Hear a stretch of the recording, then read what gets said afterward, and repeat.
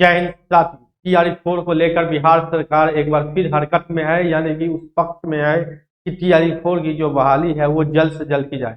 इसके लिए शिक्षा विभाग के अपर मुख्य सचिव पी राजेंद्र जो बिहार के अभी हैं, उनके द्वारा एक बहुत निर्देश दिया गया है और गंभीर रूप से लेने को लिए भी कहा गया है। इस निर्देश को आप पढ़ेंगे, साथ साथ आपको बता दें कि आपको मालूम होगा कि इससे पहले 2-3 लेटर जारी हुआ था, लेकिन वो प्राथमिक शिक्षक निर्देशक, माध्यमिक शिक्षक निर्देशक के द्वारा जारी हुआ था सभी जिला शिक्षा पदाधिकारियों को। लेकिन इस बार खुद एसीएस शिक्षा विभाग के जो एसीएस बी राजेंद्र है, उन्होंने जारी किया है। तो ये देखिए इस लेटर में आखिर क्या बोला गया है। हालांकि बहुत सारे मुद्दे पर बात हुई, कल मीटिंग था 18 तारीख को, और ये कल ही का लेटर है जिसमें TRE 4 को लेकर जो है वो हम आपको दिखा रहे हैं। बाकी बहुत सारे मुद्दे हैं। आपको बता दें कि TRE 4 को लेकर यहाँ पर देखेंगे, समीक्षा के क्रम में पाया गया कि TRE 4 के तहत आरक्षण समाशोधन हेतु अभी तक 7 जिलों से आरक्षण समाशोधन होकर मुख्यालय प्राप्त है। यानी पहले भी लेटर में चर्चा है, 7 जिला ही अभी तक जो है वो रिक्ति भेजा है। 7 जिला, 38 में से 7 जिला जो है वो रिक्ति भेजा है, यानी कि अभी भी 31 जिला जो है वो बाकी है। 31 जिला क्या है, नहीं भेजा है। आपको बता दें उसके बाद जो है शेष जिलों को निर्देश दिया जाता है कि सभी जिला शिक्षा पदाधिकारी अपने अपने जिला अधिकारी, यहाँ पर देखेंगे जिला अधिकारी की बात है, यानी कि डीएम की बात, ठीक है। तो इस बार जो है वो बहुत गंभीर रूप से बोला गया है, क्योंकि इस बार कहा गया है कि जो रोस्टर को बनाने में आप जिला अधिकारी का भी मदद लीजिए, रिक्ति को प्राप्त करने में भी जिला अधिकारी के अंदर जो पावर होता है उस पावर का इस्तेमाल करवाइए, और जिला अधिकारी को द्वारा भी आप कहवा सकते हैं। जैसे कोई स्कूल रिक्ति नहीं दे रहा है, यानी कोई प्रखंड रिक्ति नहीं दे रहा है, बहुत लापरवाही बरत रहा है, तो उसमें आप जिलाधिकारी की भी मदद ले सकते हैं। यहाँ डीएम के द्वारा भी यहाँ देखेंगे साफ लिखा हुआ है कि जिलाधिकारी से मिलकर 1 सप्ताह के अंदर आरक्षण समाशोधन कर कार्रवाई की सुनिश्चित करें। यहाँ पर देखेंगे निर्देशक माध्यमिक और प्राथमिक, यानी कि दोनों, यानी कि जो प्राथमिक और माध्यमिक रूप से जितना भी निर्देशक है उन सभी को कहा गया, ठीक है।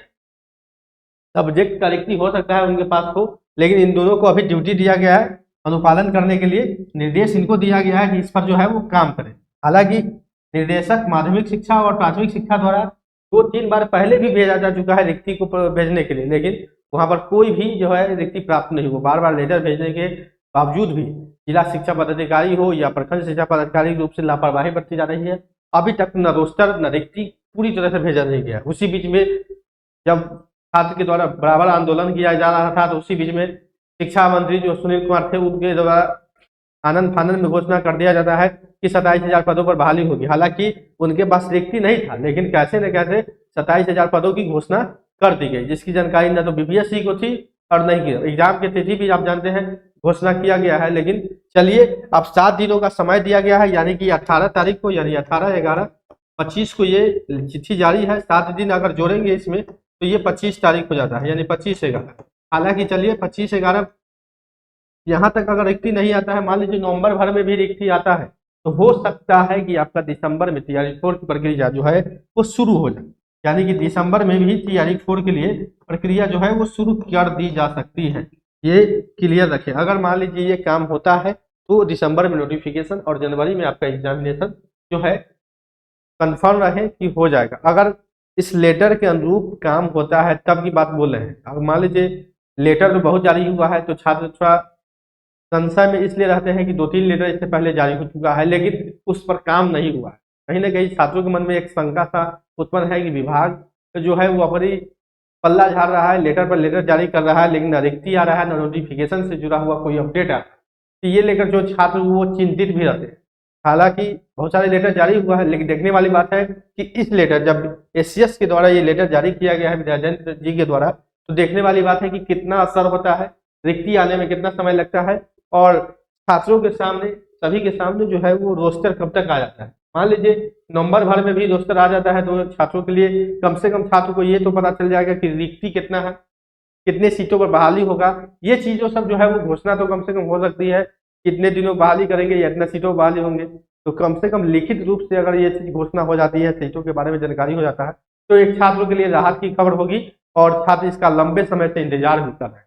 तो साथियों, शिक्षक बहाली से जुड़ा हुआ पल पल की अपडेट के लिए मेरे साथ नौकरी इंडिया चैनल के साथ बने रहें।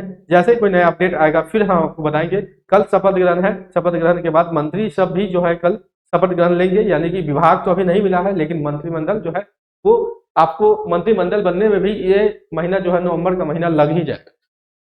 तो जैसे कोई अपडेट आएगा सचिवालय से, अभी तो पूरा देख रेख सचिवालय के अंदर है, उनके अंदर जितना पदाधिकारी है वही सब ये सब लोग देख रहे हैं काम। जैसे मंत्रिमंडल का गठन होता है उसके बाद मंत्री जैसे कोई बनेंगे, जो शिक्षा मंत्री बनेंगे, उन पर दबाव भी फिर से दबाव दिया जाएगा छात्रों से कि जल्द से जल्द इसका काम शुरू किया जाए, इसका बहाली की प्रक्रिया शुरू की जाए। तो मिलते हैं अगला अपडेट अगले वीडियो में, अभी के लिए इतना ही, धन्यवाद।